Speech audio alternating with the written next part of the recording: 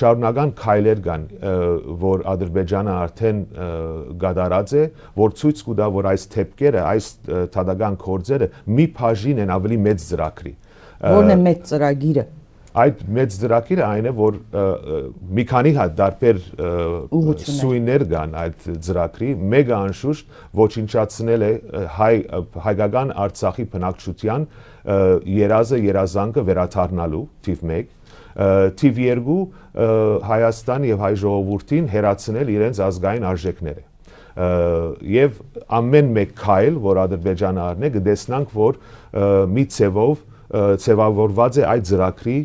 մասին, ինչպես որ գհոլովե Արևմտյան Ադրբեջանի մասին, մենք տեսած ենք պատերազմեն վերջ,